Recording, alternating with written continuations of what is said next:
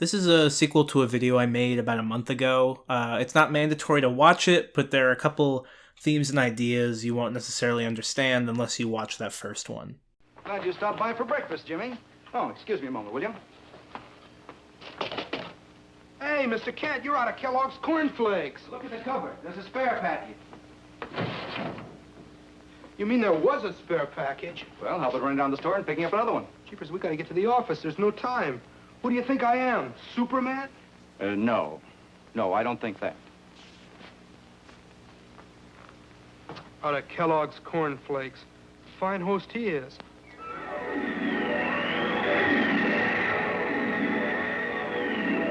Even if Superman did deliver Kellogg's cornflakes, he'd have a tough time keeping everybody happy. More people run out of them every morning than any other cereal, because Kellogg's cornflakes taste best to more people.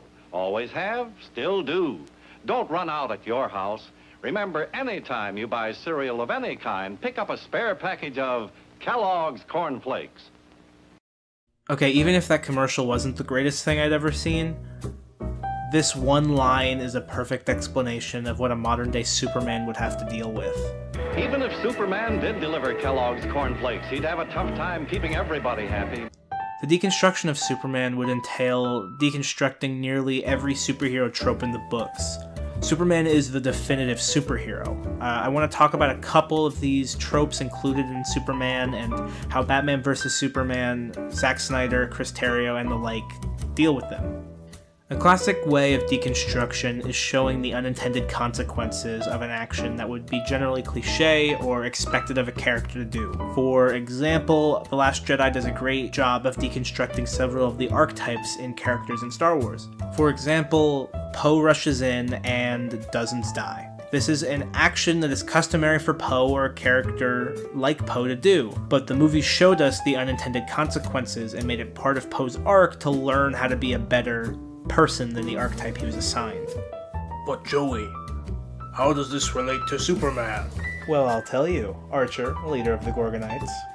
Superman loves Lois. This is included in every Superman story, and something we see in tons of stories is the damsel in distress trope. In classic superhero stories, the hero would swoop down, rescue the love of his life. This is seen in everything from Superman to Scooby-Doo to Robin Hood. Batman vs. Superman, for one, shows that Lois doesn't need to be saved all the time. She's a very strong woman, she can handle her own. In addition to that, she saves Superman emotionally and physically multiple times throughout the movie. In the early scene where he rescues Lois, Superman rushes in and thus establishes some ill will between him and the CIA. This entire sequence shows what the unintended consequences could be by saving your loved one despite all other things going on. The unintended consequences of this scene are: the United States does not like Superman meddling in their affairs. They want him to act on their terms. Lois has some form of survivor's guilt. Did the bad guys get away because of me? Did these people die because of me? Will more people die if he prioritizes to save me over everyone else? Lex Luthor now knows he can manipulate Superman by hurting the person he singled out to save. Lex Luthor has Superman trapped. He's using kryptonite to destroy his powers. Now you'll tell me why Superman peanut butter tastes so great. Never. So fresh roasted, so creamy, so yummy. Then its secret will be mine, all mine. Yay! Foiled again! Just wait, Superman. I'll find out. Superman peanut butter. Its strength is its great taste. You know, I wish Lex Luthor was more like this Lex Luthor, like the cartoons and the comics. You know, where he steals cake and is a lot more like the Trix Rabbit than an actual bad guy. Jesse Eisenberg's portrayal of Lex Luthor in Batman vs. Superman is one of my favorite portrayals in modern comic book movies. When he was cast, I was part of the crowd of people who was upset they didn't cast someone like Bryan Cranston. I hoped for years that he'd basically be playing a mixture of Mark Zuckerberg and J. Daniel Atlas. J. Daniel Atlas? Is it the guy from Now You See Me? Yeah, okay, I guess it is. Anyway, in Batman vs. Superman, Lex Luthor is a millennial. He's a philanthropist. He's rebuilding Metropolis. He hates authority. He hates his father. He hates God. He hates Superman. This twisted sensibility is because Lex was abused as a child. Because God is tribal. God takes sides.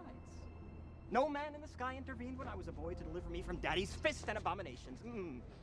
I figured out way back. If God is all-powerful, he cannot be all good. And if he is all good, then he cannot be all-powerful. And neither can you be. This sentiment is born out of childhood violence, something that Luthor and Batman both share. Only Lex's violence came from his father. I see Lex as more of a stand-in for neo-nationalism. I did some searching around the internet and I couldn't find much about it, but that could be a video for another day. In essence, what Zack Snyder is trying to say about Superman is that he and his mythos belong to everybody. Superman in this film is so conflicted. He's trying to do good, but he doesn't know why he should be doing good. Superman is just that, a man. Again, this is another one of those unintended consequences I talked about earlier. Superheroes save everyone they can, but that's the key word, can.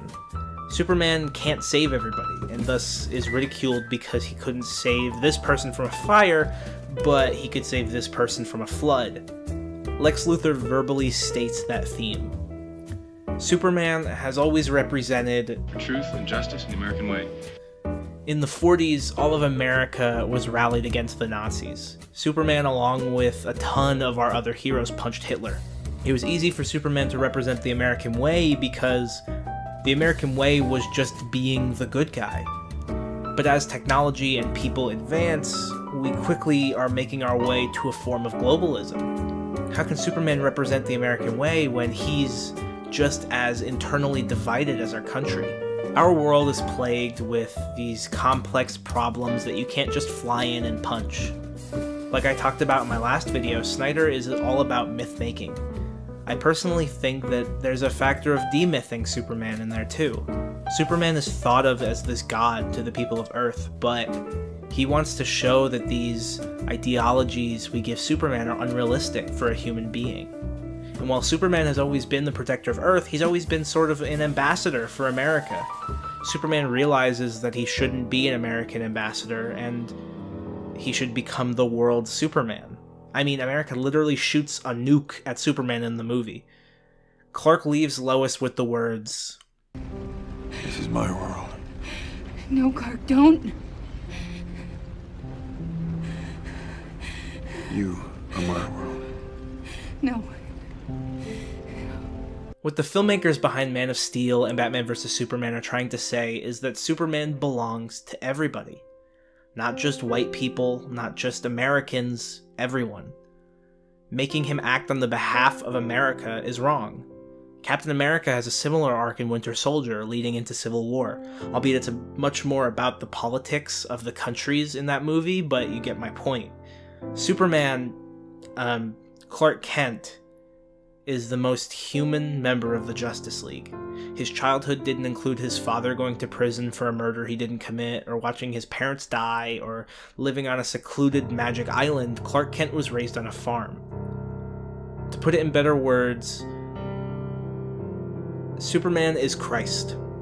Moby Dick, King Arthur, Zorro, JFK, the White Rabbit, Bugs Bunny, the classical hero.